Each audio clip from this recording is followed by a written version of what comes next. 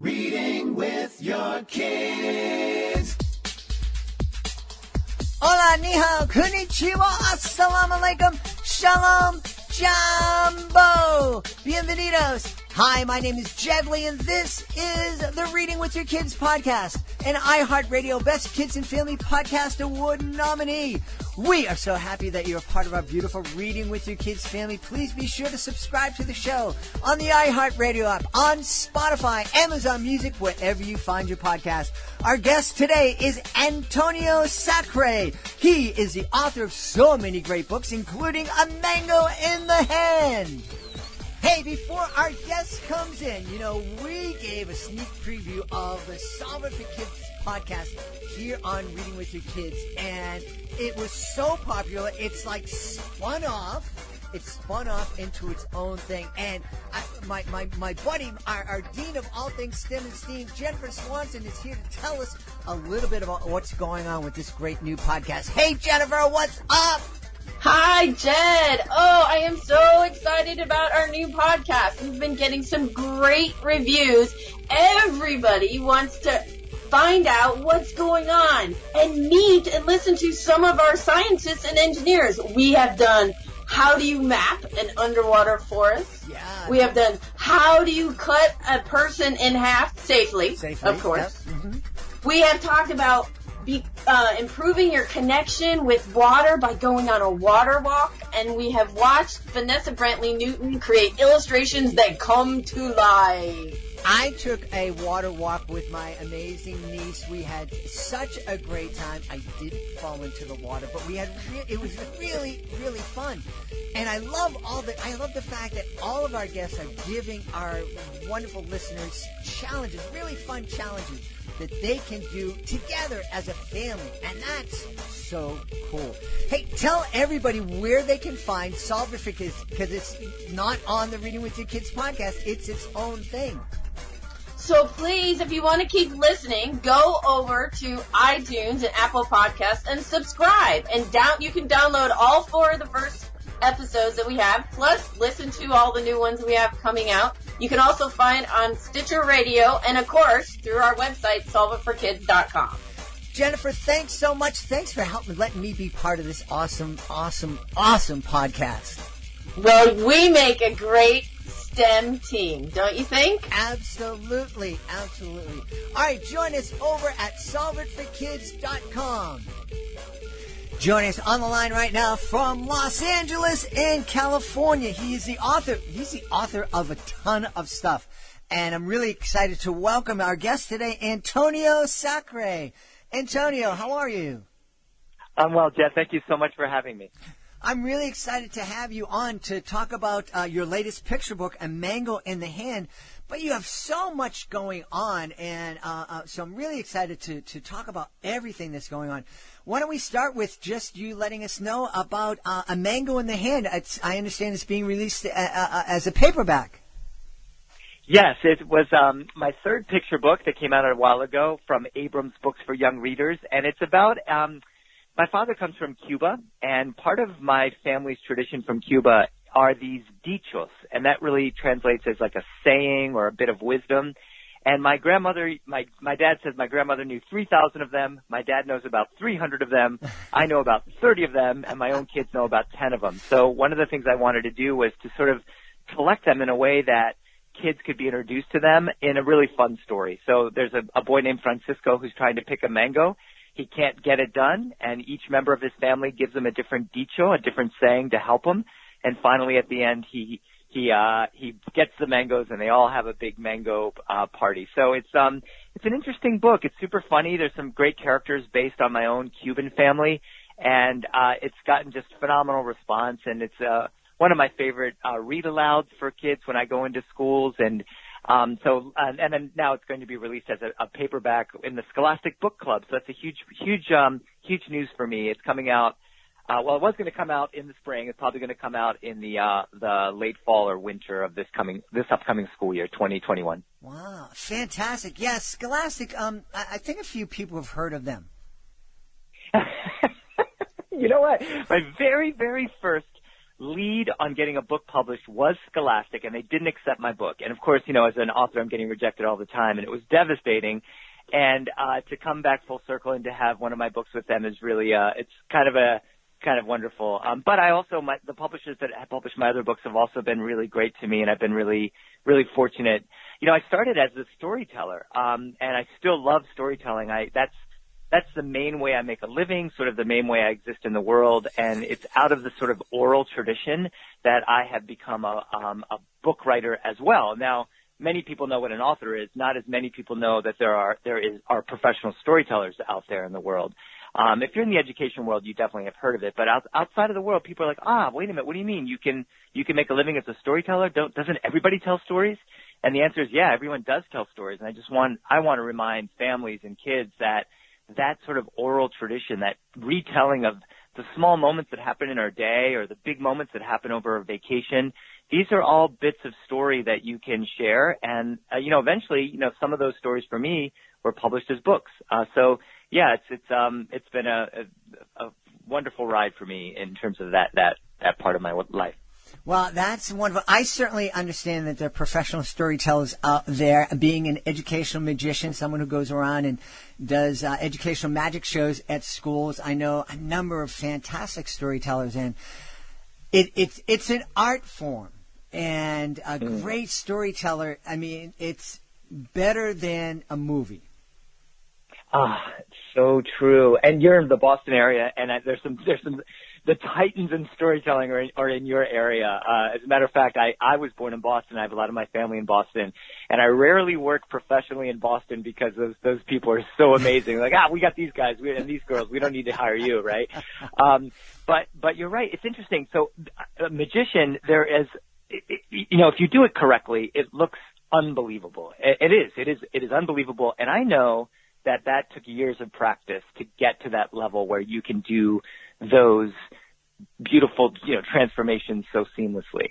And in some ways, storytelling is a bit of that and the opposite. Not everyone is going to be able to make, cards disappear or a ball float, but everybody can tell a story. And there's a paradox there. I want everyone to know that they can tell a story, and there is a craft behind it as well, which just comes through practice. Mm-hmm. If you think about any athlete, they have practiced many, many times to make it look effortless. Mm-hmm. So that's the thing that I love to share with kids, that you can do. This is the thing you can do right away. You don't need anything. You don't need to be anywhere. You can do it anywhere at any time. If you can communicate in some way and somebody's there to listen in whatever way that is, you can do it.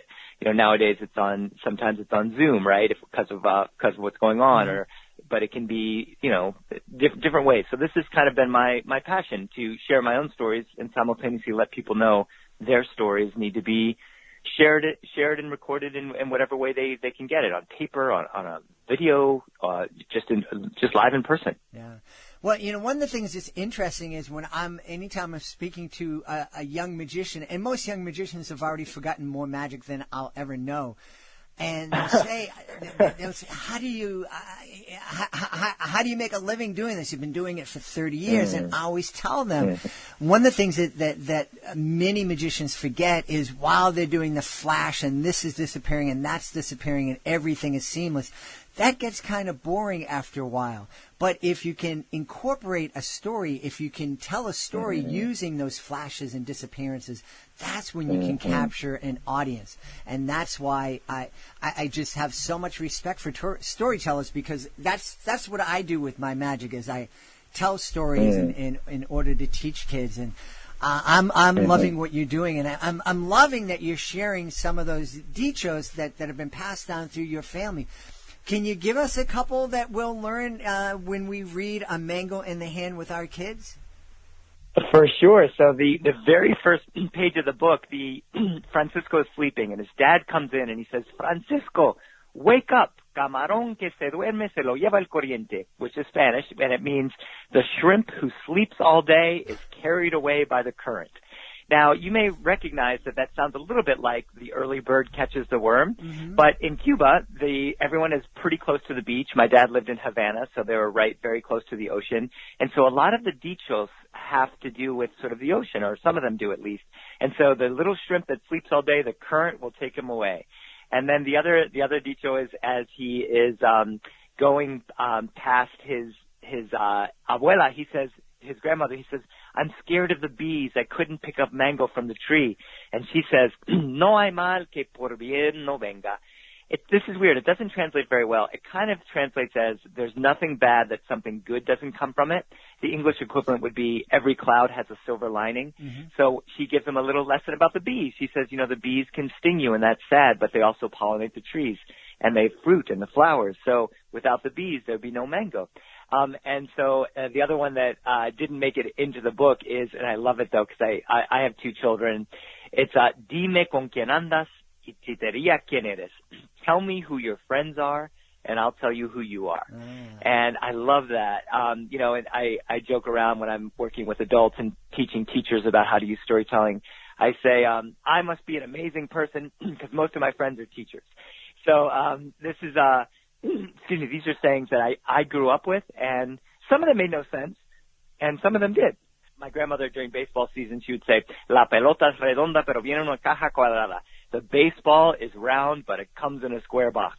And I said, what does that mean? She says, I don't know, but your grandfather used to say it. So these are just little bits of things that make us laugh, and it makes me remember my grandmother in a slightly different way, That's beautiful. I love that. I love that.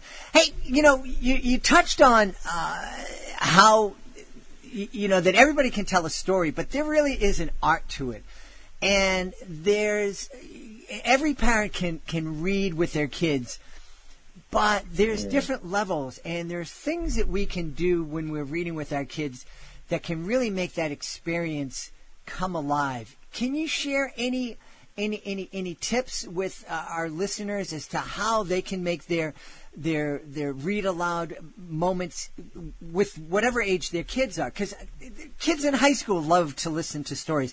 Yeah. How can we become step up our read aloud games? That's great. So the first thing is, if you're reading aloud to your kids, that's already awesome. There's so many studies that prove that's really important, and I'm so glad you brought that up. My wife is a high school English teacher, and as we speak, she is zooming in the other room with her class, and she's reading out loud to her 12th graders. They're 17 and 18-year-old boys and girls, and they love it. It's the thing that they love the most. Now, most teachers do read out loud, but not everyone does, and I want to encourage, even if you're parents of older kids, they still love that. In terms of, so the first thing is just do it, right? So that's the first thing. The second thing is adults have a capability of using voices in a way that kids don't quite have yet, especially if they're younger. And you don't have to be a master imitator like whoever those old people that could imitate anybody's voices. Mm-hmm. Adults have, we have our high voice. I'm the little baby bear. We have our low voice. I'm the big mama bear. And we have our normal narrating voice. So there's 3 voices you can already use. If you come from a culture, for instance, I hear your wonderful Boston accent. It reminds me of all of my family members. When I tell the story of the 3 little pigs and the big bad wolf or whatever I'm reading, a lot of times the big bad wolf sounds exactly like my Uncle Patrick. Hey, come here. I'm going to huff and puff and blow your house down. And my kids think that's hysterically funny. We live in Los Angeles. We don't hear the Boston accent except for my family for the most part. And whenever I do the big bad wolf as a Boston wolf, kids love it. And conversely, I will sometimes have the big bad wolf as my ex-boxer, amazing Uncle Raimundo from Cuba. Come here. I'm going to huff and puff and blow your house down. So, if you have these voices in your family, consider using them for whatever character you're reading. So I'm doing a read aloud with my son right now. He loves the Percy Jackson books. Percy Jackson sounds like me. Some of the older characters sound like my deep voice. Some of them are my high voice, and some of the characters in the Percy Jackson voice sound like Uncle Patrick from Boston, and some sound like Uncle Raimundo from Cuba. And my son loves it. It helps him differentiate the characters. It really makes it very kind of exciting. So those are the one thing is just read out loud with your kids. Second thing is use your voices. The third thing is I love to use sound effects, and I just feel them from my years of watching cartoons as a kid. So if, Percy Jackson slams the door, why not just say spam? And, he falls off the cliff. I do the coyote falling off the cliff, or the roadrunner, or, And the last thing I would say is that repetition is built into a lot of books for younger kids. For sure, the very youngest, read alouds have lots of repetition. But I bring in repetition all over the place. So if a kid is laughing once, just do it over again. Last night, there was this really funny line in the book, and my son just wanted to hear it. And he's 11. He wanted to hear it over and over again. And what I love in that is just sort of it's the delight of the language, you know, really delighting in the deliciousness of the language that you're reading, you know. And one other thing I will mention, you know, read-alouds hopefully are really fun, but they're also a way of connecting with your child, and they're also a way of building vocabulary. There's always going to be hopefully a little bit of vocabulary that your kid doesn't understand. And I try to model a few different ways of helping them understand it with my own children, but also when I do read-alouds in schools. One is I always have a dictionary, an old school dictionary. I just pull it out. It's a tool of a writer, you know, so I look at a word that I probably will know, but my son might not. I'm like, oh, look at this word. I wonder what that means. I don't really know. I can't quite tell in context. And I sort of model what a writer does to find a new word. Or I might ask if he can figure it out through context. What do you think it means, even if you don't know what it means? And I just love to sort of like stretch the vocabulary a little bit. I don't want the read-alouds to be an educational time. I want it to be super fun. But I definitely want to sort of, you know, model what's happening. And then one last thing I would say is I love, especially with your older kids who are 7 to 8 into their early teens, modeling like what is going to happen next. Oh my goodness. Percy's in big trouble with this dragon. I wonder if he's going to jump out of the way or if he's going to attack. Let's see. And I'm building excitement about what's going to happen next in the story. Yeah, so those are some of the things that I do when I'm reading out loud. Yeah, that is such great advice. I love that. And one of the things you remind me of is that we've talked about here in the show is that kids are able to listen at a higher level than they're able to read. And yeah. it's just a great way to teach that vocabulary, help them discover new words. For sure. And, you know, hopefully get them excited about their next book. You're right about that. It also, I've noticed that my son, if he goes back and can reread these books much more easily after we've done a read aloud already. That's something that's exciting for me to see that. Yeah. And too, when you're acting out with your voice and your emotions, you're helping the kids visualize better and helping them comprehend the story better, too. Yes, that's interesting you brought up visualization. So visualization is an incredible tool that helps kids both in their reading and their writing. The more they can visualize, and I love movies, and my kids and I love to watch TV together, but all the hard work of visualizing is being done for you by the movie. And there's something really good about that. That part of your brain that is visualizing works super hard. It's like a really hard workout. You know, you're really doing that. And a TV gets to turn that off. And that's one of the, you know, we talk about vegging out on the couch. You know, we need that. We need that time to sort of relax and just turn our brains off a little bit and be really entertained. And I love TV and movies. But that visualization work that a kid is doing when they hear a story or when they're reading a story, you know, when I read the dragon came, you know, swooping down towards Percy Jackson, you know, my son, we're not seeing the same dragon. He's imagining something different. I'm imagining something different. The writer was imagining something different. And all of this is sort of mental gymnastics. It's really amazing. The same is true with the spoken story that you're sharing with your children. When I say, you know, my Uncle Patrick threw us into the waves, everyone is picturing a slightly different beach, and the waves are slightly different, and the water's a slightly different color, and the sky is slightly different. And all of this activates the literacy centers in your children. So, I mean, it's fun, it builds connection, but it also is educating your child. So that's really interesting you mentioned that about visualization. Talk a little bit. I definitely want to make sure we have time to talk about a couple of your other projects. My Name is Cool and World's Second Best Dad. But before we do, you know, a mango in the hand, it's personal. You're sharing family and your family memories with your kids and with the world. Can you talk a little bit about the value of telling those family stories with our kids, telling them stories about the uncle that passed away? You mentioned Uncle Patrick, Patrick from Dorchester in Boston.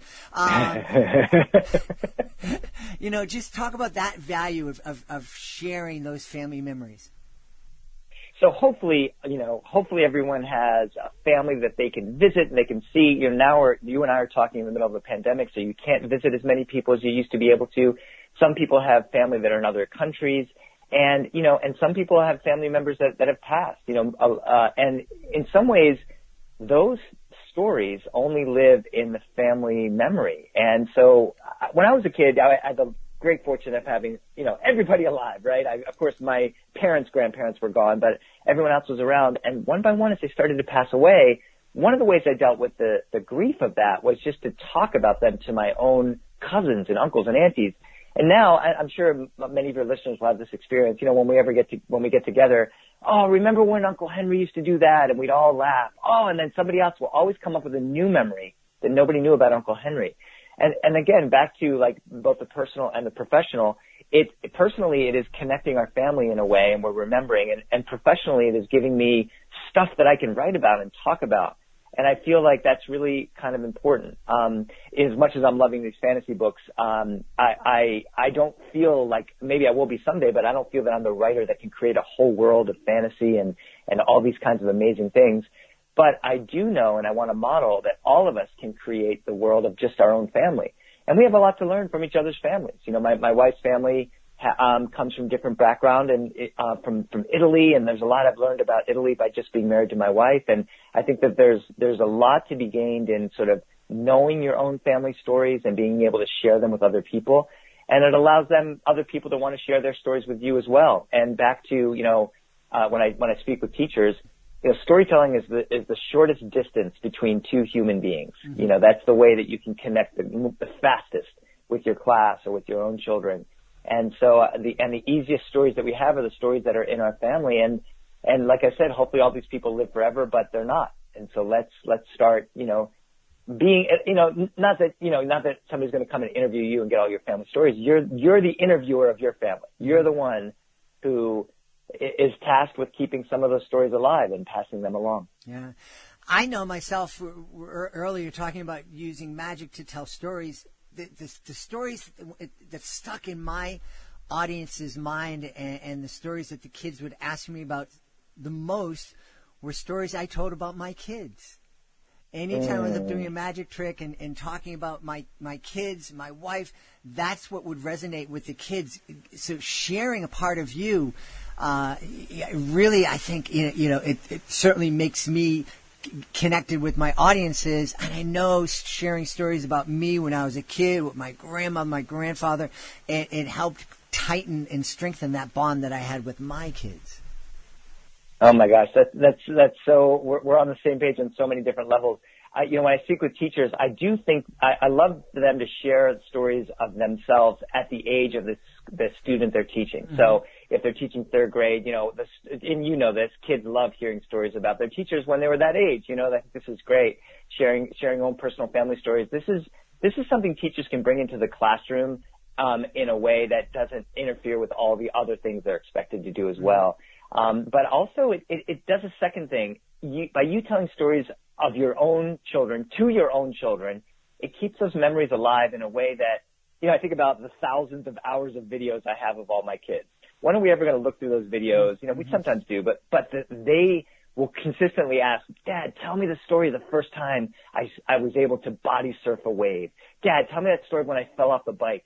They know the story, they lived it, but I've been retelling it to them, and it's been kind of amazing. I can kind of see their own stories, shaping up in their heads by helping them remember them. That's kind of what we're doing. We're helping remember these stories. Yeah. Hey, one of the I just get your take on this. I think one of the things that kids don't understand, and I don't think parents understand it quite yet either, but we're all actively telling stories. Anybody that's on social media are telling stories. And I don't think we're all that intentional about the stories that we're telling. And I think one thing that can really help kids is to help them realize that they're telling stories and to get them to think about what it is that they're posting and what it is they're saying about themselves with those posts. Oh, that's interesting. Yeah, that's an interesting thing. I've been thinking about this a lot too. Sometimes I just read this morning, actually. I try to model that kind of just reading by myself as well for my own children. That the internet post is sort of like the chef presenting their final meal, right? This is their beautiful final conception of what they're posting, but we don't get to see how messy the kitchen was, right? We don't get to see what's going on. And a lot of times when I look at even my dear friends and family's posts, I think, oh my gosh, they're the perfect parent. Look at that amazing vacation. Oh, my brother's so fit. Look at him on an 8-mile run.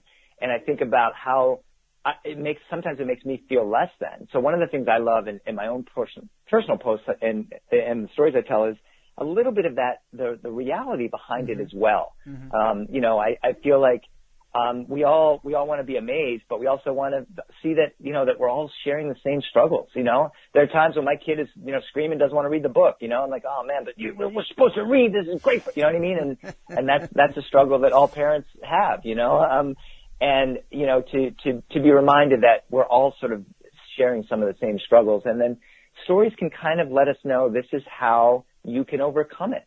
You know, if you think of some of the old fairy tales, you know, this is how these two kids beat the giant. This is how this kid got away from the wolf. This is how that girl got away from the, you know, the evil witch. And I think that's, you know, there is great power in stories. And I love to remind kids of that for sure. Yeah. You know, you mentioned fairy tales. Can you imagine how much trouble you or I would get into if we went into a school and we told a story that was as gruesome as the original Grimm fairy tales? Oh, fantastic. I just heard a podcast of a guy who's actually doing that. He's telling the old versions, the actual versions, and it's listed for older listeners. Yes, you know what? I encourage parents of older readers to track down the original Cinderella and see what really happens with the golden slipper at the end of it, the glass slipper at the end of it. Yeah, that's really funny you bring that up. Hey, you know, I'm having such a great time speaking with you. Can you just quickly let us know about My Name is Cole? That's for a little bit older audience, correct?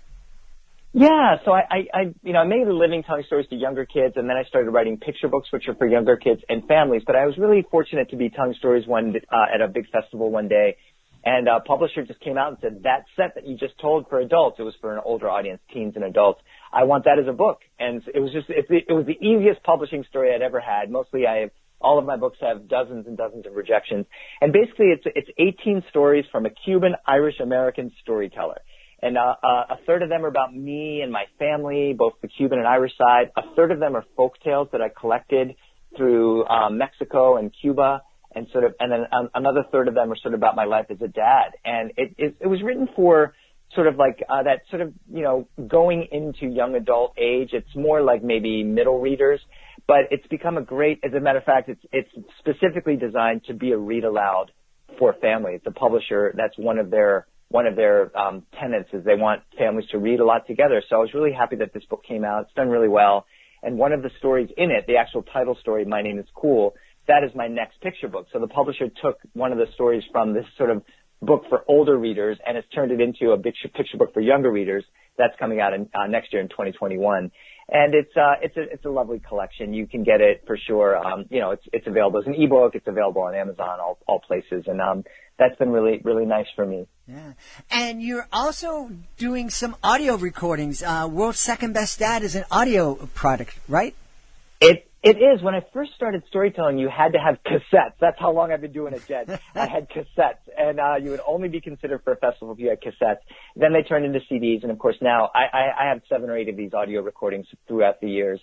They're all now available on iTunes. But the latest one that I just did came from my son and my daughter and son and I and my wife were driving down the street, and a guy was walking up the street with a T-shirt that said "World's Best Dad," and my kids looked at me and they said, "Dad, I guess you didn't win it again this year." And my wife saw my face and she says, "Well, then he's the second best dad in the world." And my kid says, "All right, Dad, that's pretty good. Second best dad." So the recording, it's already won a couple of awards. I'm very excited about it. It's really just sort of the foibles and joys of being a dad. There's one story in there about reading one of the Grimm fairy tales out loud to my son, actually, and the original version and how it ends. And then, you might appreciate this in New England. One of the stories is about a phenomenal whale watching trip that we had out here in Los Angeles. And it's a lovely recording. It's great for long car rides. It's great to listen out loud, and hopefully it does what I've been saying this whole time with you is hopefully it reminds you of your own stories of being a parent and being a son and being a brother or sister, and makes you remember what's going on.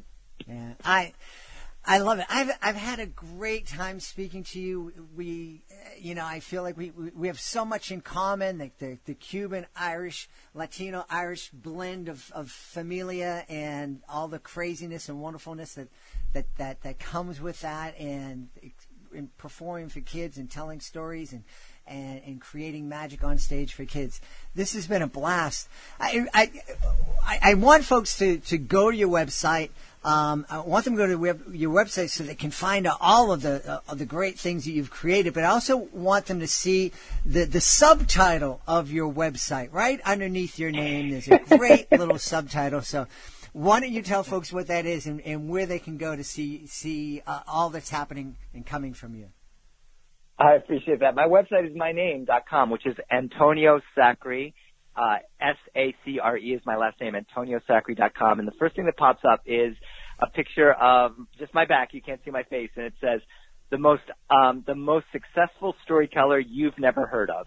In some ways, like that's kind of true. I've been successful at it for many, many years. Most kids, when I walk into the classrooms, they'll say, "Are you famous?" And I'll say, "Have you ever heard of me?" And they say, "No." So I'm famous enough to have books out in the world, but not famous enough that kids know me by face. And on the website, you can get, I do want to say that all of my stuff is available for free. For sure, buy my stuff if you can afford it, but if not, all my stuff is available for free at your local library. All of my recordings you can stream for free on Bandcamp. There's links on my website to that.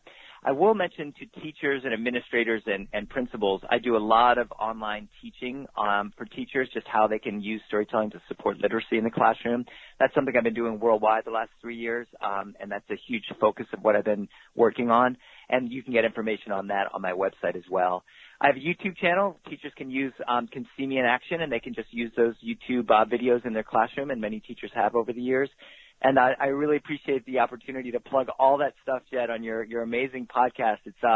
It's been a great joy to be a part of it and to see the success you've had. So I'm really glad that we got in touch with each other. Absolutely. We've had a great time speaking to a master storyteller and the author of A Mango in the Hand and so much more, Antonio Sacre. Hey, Antonio, thanks so much for being part of our show today. My pleasure, Jed. Good luck to you and all of your listeners. Please be sure to join us for the next edition of the Reading with Your Kids podcast. Our guest will be Candace Oken. She'll be here to talk to us about financial literacy for our kids. I want to thank the folks who made today's show so very wonderful. Of course, I want to thank our guest, Antonio Sacre. Be sure to check out his website. Also want to thank my team, starting with my producer, Fatima Khan, my awesome author, Ambassador Peggy Cotto, my amazing daughter, Alejandra. Be sure to check out the readingwithyourkids.com website. Alejandra just rebuilt it. It looks fantastic. Also, I want to thank my beautiful wife for all the support she gives me, but most of all, I want to thank you. Thank you so much for taking the time to join us today, and as always, thank you so very much for taking the time to make the world a better place by reading with your kids. I'll be looking for you in the next edition of the Reading with Your Kids podcast.